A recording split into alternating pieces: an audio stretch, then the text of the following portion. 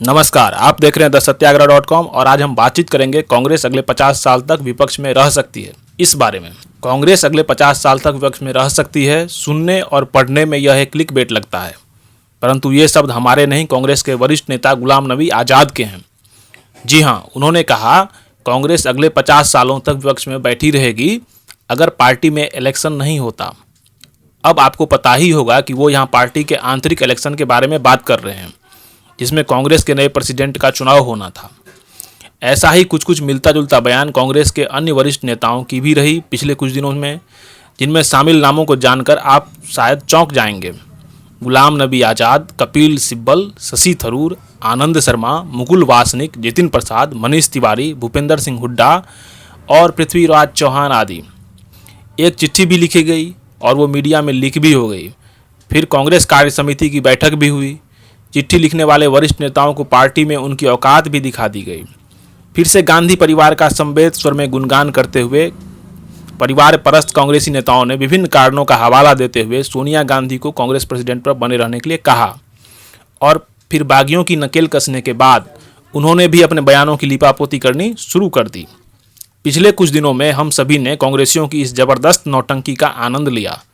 TV चैनलों पर भी बहसें हुई, दिन चढ़ा, शाम हुई, नदियों में लाखों लीटर पानी बह गया, हवाएं चली, रुकी, फिर चलने लगी और कुल मिलाकर दुनिया फिर से अपने कार्यकलाप में लग गई।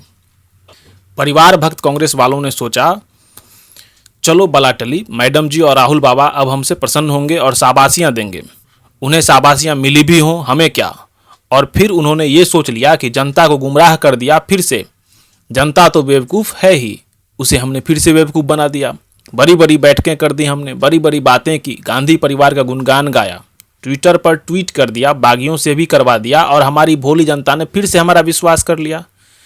इसमें हमारे साथी पत्रकारों ने भी मदद किया।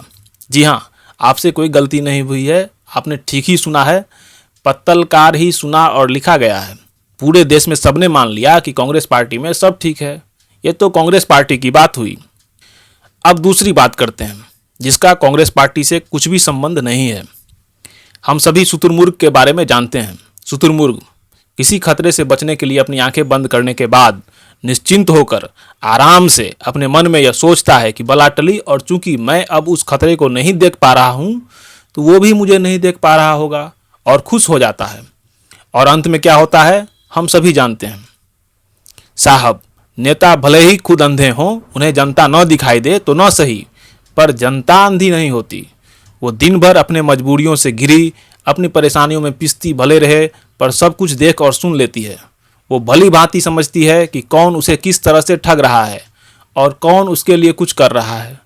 वो भले ही टीवी पर पत्रकारों का शो न देखे, पर सब कुछ तार लेती है। और जब जब चुनाव होता है तो साहब यही पत्रकार और अंधे नेता समूह में आकर सियार उदन शुरू कर देते हैं कि ईवीएम हैक हो गया और इसीलिए हम चुनाव हार गए। और झुंड के झुंड ऐसे रंगा सियार आपको और भी जगह रुदन करते हुए मिल जाते हैं। यथा कोई अपना पुरस्कार वापस देने के लिए चल पड़ता है तो किसी किसी को छदम धर्मनिरपेक्षता का दौरा पड़ने लगता है। किसी को अब इस देश में रहने में खतरा दिखाई देने लगता है तो कोई कोई उससे भी 10 कदम आगे जाकर इस देश से ही स्वतंत्रता मांगने लग जाते हैं।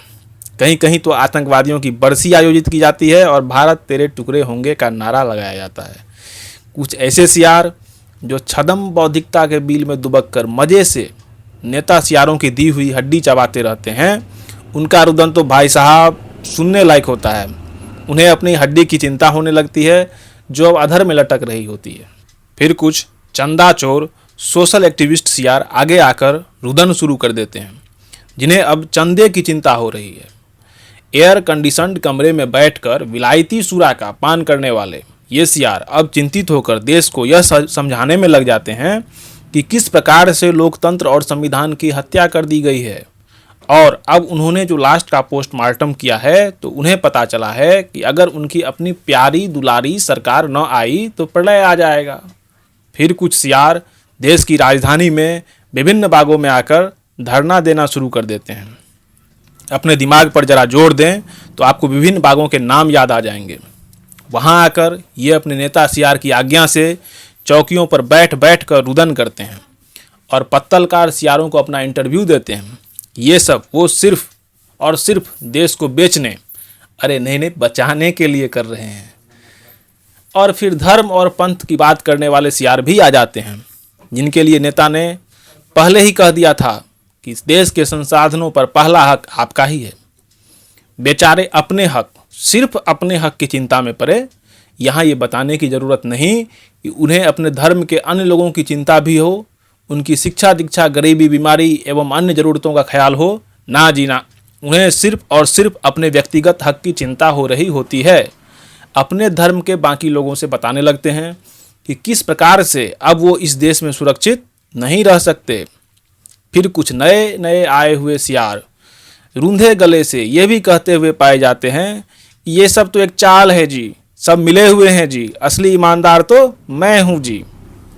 वहीं कुछ 50 साल के नौजवान सियार आलू से सोना बनाने के अपने चर्चित आविष्कार के बारे में बता चुकने और ईवीएम का रोना रो चुकने के बाद अपना नया ज्ञान देते हैं।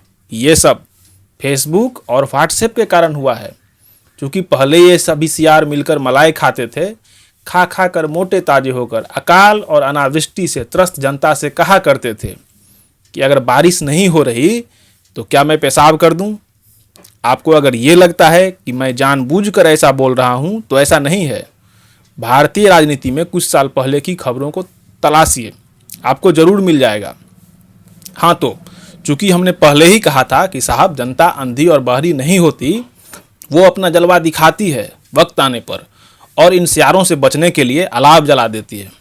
सियार गुस्से में आकर दूर जाकर और ज़्यादा रुदन करने लगते हैं। धीरे धीरे बिजली भी आ जाती है और उसके रोशनी में सियार छिपने छिपाने का खेल शुरू कर देते हैं।